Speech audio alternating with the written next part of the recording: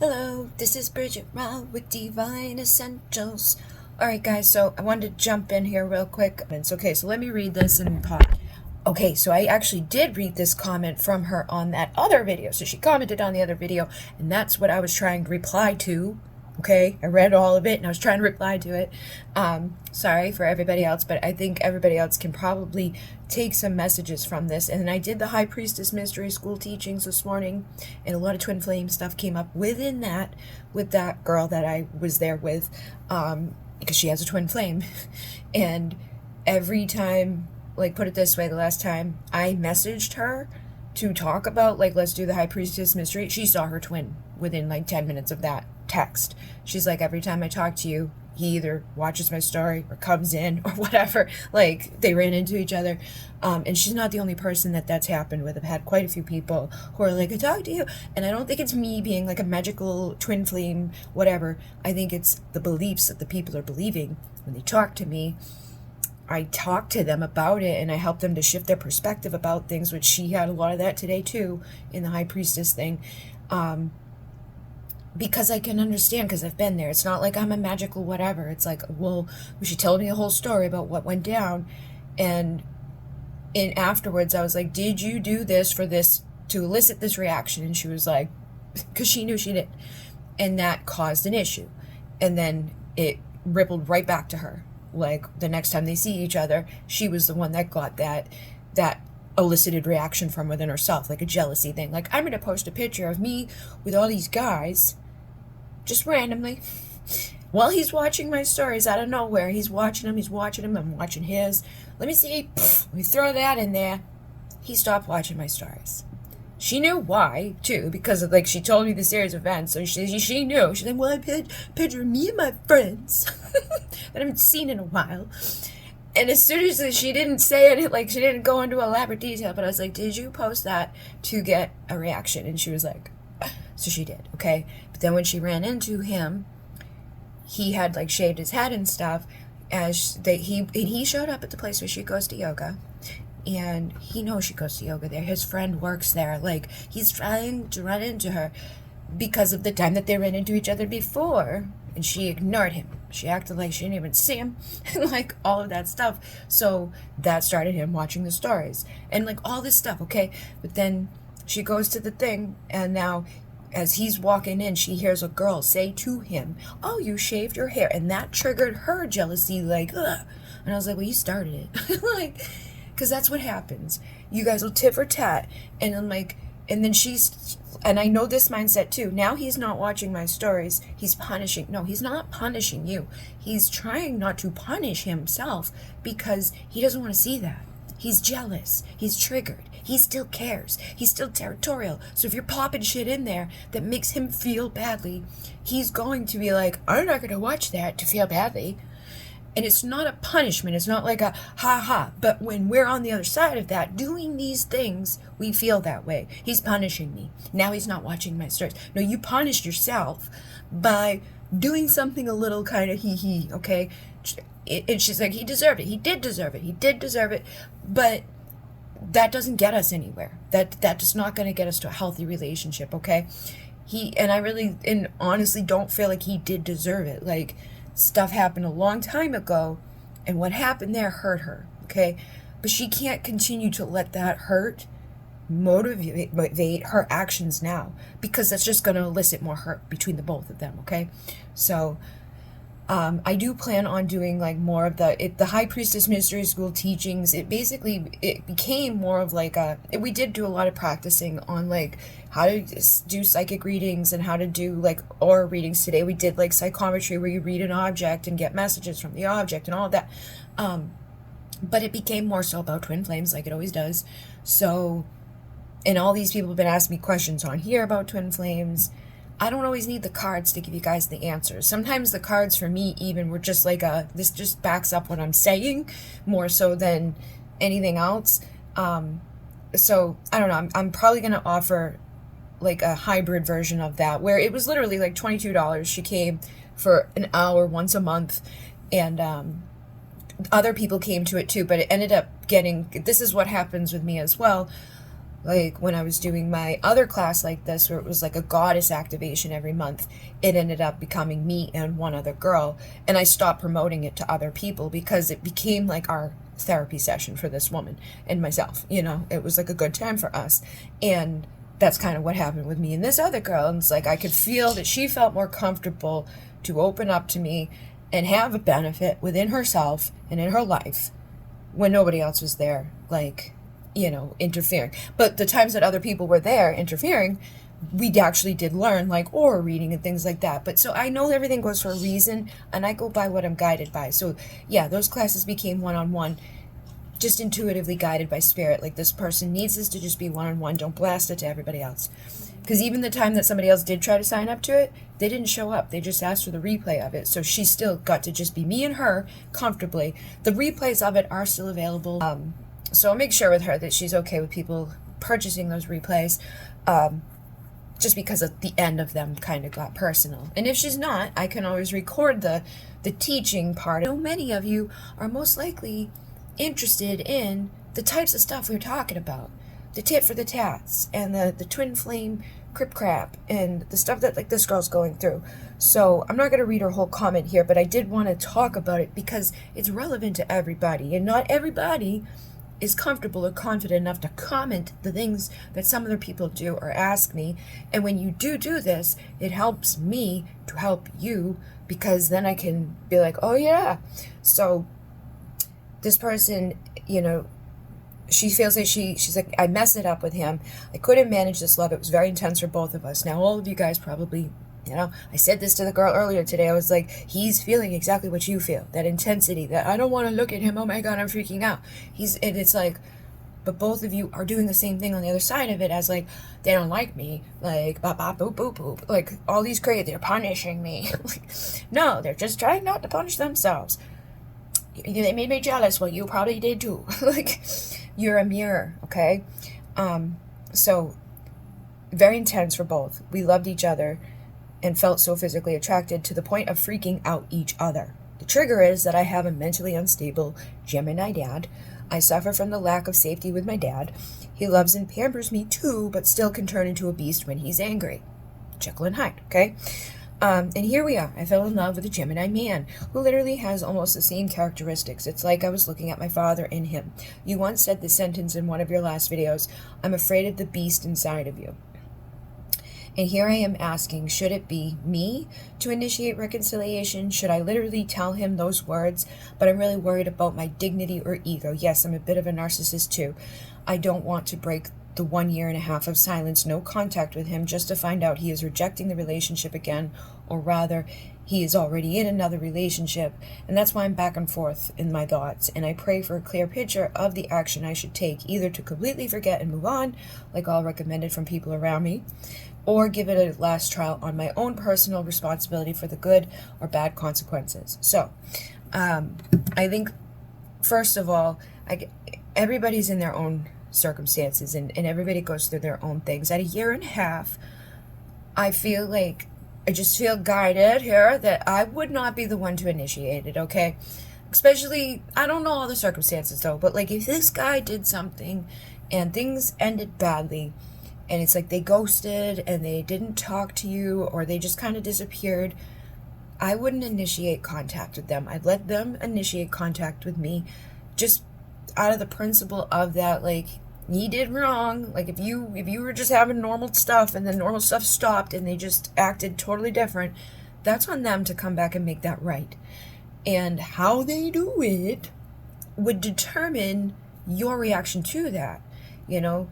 Like what's going on with this girl that I know right now. They were at, when I had the first time I said something to her about it, and I was like, do this, bop it boop, it was like 2 years and 2 months since they had spoken or done anything at all. No action, not watching stories, nothing at all. And I was like, take your focus off of him and put it on yourself and like go out and live your life. She ended up looking into like talking to another man, okay? She was going to go on a date with this man. On the night of going on the date with this man, twin comes back and watches her stories. However, it immediately broke that energy that was present, because as soon as he did that, She's no longer interested in even going on the date with this guy. Like, she's not feeling that, oh my god, it worked. She wasn't really doing it in the hopes of getting it to work. She was trying to take the advice of, like, let me just focus on myself and move on. We had a very long talk about you deserve better than that because of the things that he did, where it was like he ended up kind of cheating and hiding and lying, and like that stuff's not cool, and she deserves better, and she knows that. So her knowing that, her taking her focus off of him and like wanting that, because again, the ego does play in some of this too. It's like earlier when she says, you know, he did kind of deserve to probably get a little like zappy zap of jealousy or whatever, but he's probably going to elicit in his own way.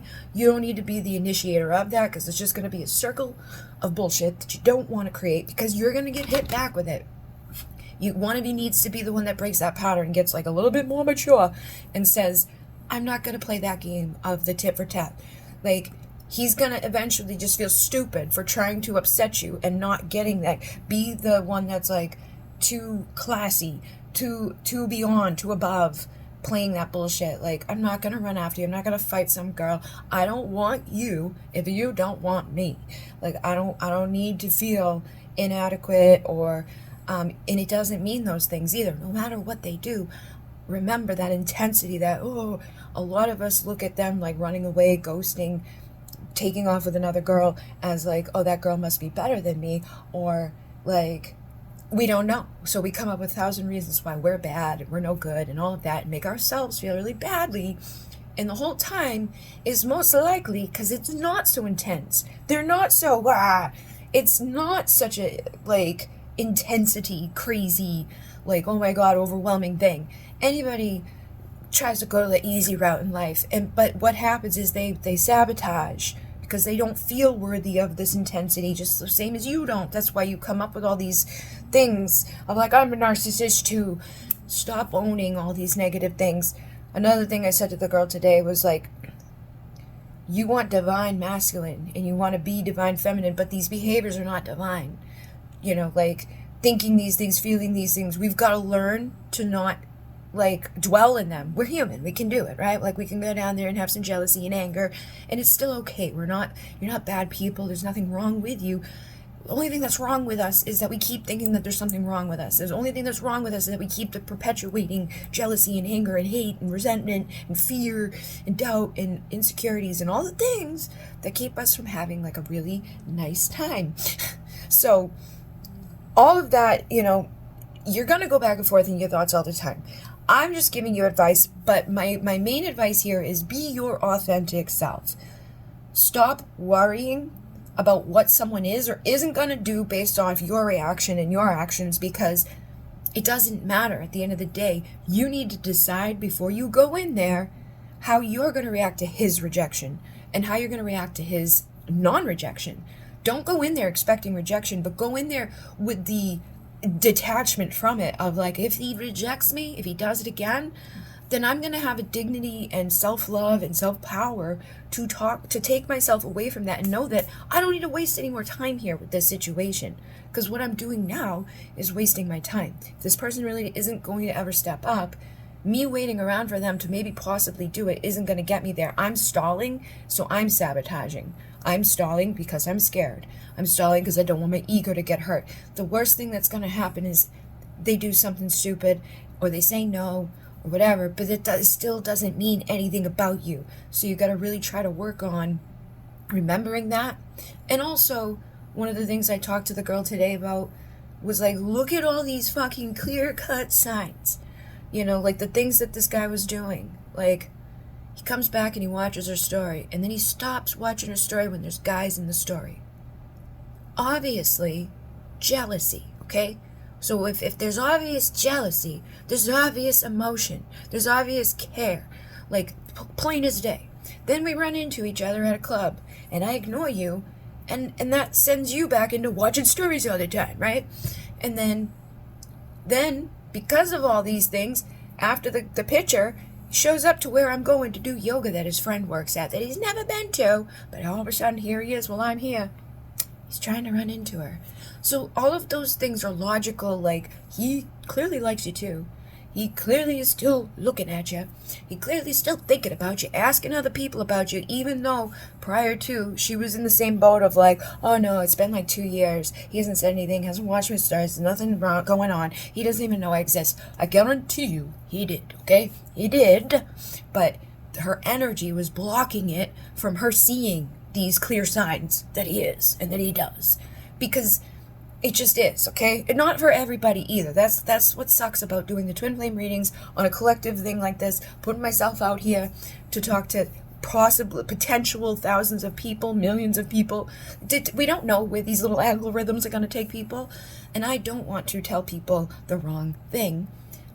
And not everybody's going to understand these things, and not everybody is dealing with these things. So it's really a self journey for you to figure out, like, what am I supposed to be doing, like, based off of what I feel good doing and what feels authentic to you. Like, if you want to reach out to him, if everything inside of you is calling you to reach out to him, don't let me stop you from doing it. But don't do it just because you're sick of waiting or you're impatient, because that could break the thing that you've been building up all this time, you know? Like, have you always been the one to initiate contact in the past? If you've always been the one to initiate it, don't do it, you know? Just let him come to you is usually the thing, especially just reading. Like I've got a lot of the same experiences in my life. I've gone through a lot of the same things as the people who come, you know, get drawn here. Like, we have some issues within attachment because of how we grew up and our parents. And it doesn't mean there's anything wrong with our parents. It just means that they didn't get that either. So they didn't know how to show it. So we don't have to be a victim of it. We could become conscious of it, heal it, and then be authentic with ourselves. Like, when he shows up, what do you want to say to him? And then also try to do it in a mature way where you're not pointing fingers. Because if he is avoidant, pointing your finger at him will just make him run away and shut down. But you also don't need to change who you are. Like, if your authentic version of you is just too much for him, then you'd better off to be like, okay, well, we know that. And I'm going to find someone that's not the case, because otherwise I'm just wasting my time. But if you're willing to look at your authentic self and be like, okay, maybe I'm a little kind of like boop-a-doo-boop. Maybe I need to slow down. Maybe I need to look at things in a rational way. You know, maybe when I'm feeling certain ways, should I be making, you know, decisions? And then when things do play out, I don't have to let them become what I let them become. They don't have to destroy me. I don't have to be depressed. And some of us get caught in this cycle too, like these roller coaster things where, like, the girl that I've been talking to for all these months, in the beginning of it, she was very unhappy and very, like, you know, her light was not shining bright, okay? It was just like she was, like, sad. And over these last couple of months, I've been seeing her light shine bright and, like, her color in her face pop, and she's feeling good. However, she's been learning a lot and growing a lot and trying a lot and, like, exploring and practicing. She's not perfect. None of us are. I'm not either. But I can see the light shifted in her because she's stepping into her power and she's recognizing these things and she's putting the pieces to the puzzle together and understanding, like, these concepts. Like, it's not your fault, man. And so, you know, look into this. The Personal Development School on YouTube, this girl that teaches, watch her. She will teach you so much about how to talk to an avoidant person, about how to handle your fearful avoidancy, about how to deal with anxious moments, about how to cope with a breakup, about all of those things. And it's all free. She does have, like, another thing where you can, like, take courses from her. But watching those videos a couple years ago set me free from that feeling of, like, it's not you, it's not your fault, it's nothing you've done. You're just living in this world where a lot of us have not got the right tools from the get-go, but we can get them at any time to fix what's going on. But I can't give you this flat-out answer on these things. You're going to have to go through your experience and see why. But don't let your ego block you from love. Don't let your fear be like, well, I'm never going to tell him how I truly feel, because if he doesn't reciprocate, and he may... The problem with an avoidant is you look at it that way, It may not be that he isn't reciprocating. It may be that he can't physically tell you because he's an avoidant. And that will, like, put him into overdrive. And that's not your fault. That doesn't fall on your shoulders. That doesn't even mean that he doesn't feel that way. It just means that, like, he has a real hard time accepting that and telling you that. He could feel it, but he's probably going to have a real hard time verbalizing, especially if he's so unaware of these concepts that we're talking about. He may need some time to catch up on all of this, to do some work on his own self, to do some reflection. And that girl I'm talking about, personal development school, she has couples come to her specifically, avoidant and whoever else they're with, whether it's anxious or the mixture. And as long as the avoidant is there, committed to doing the work, they do get better. But they have to make that decision. The first time it's presented to them, however it's presented to them, it could make it or break it. They could run from it or they could embrace it. But that's up to them, and it still wouldn't be your fault, no matter what you said. But I would recommend being your authentic self. Don't try to not love somebody, because you're not going to get anywhere. Like, if you love them, you love them. The only thing that I feel like could help you in that case is, like, if he truly doesn't care about you, or there's something wrong with him that, like, beyond just being, like, a little avoidant, like, if he's just trying to hurt you, or a narcissist or whatever, if he's any of those other things, as you work on yourself, you'll see that about him, and you'll learn the lessons you've needed to learn from him, and then it'll be easy for you to move on. Just like in all of our karmic relationships. Like, when I was in my narcissistic abusive relationship, still tried to make it work, was still there, committed to him, but over time, I hated him, and I did not care what happened to him, and I was able to ghost him.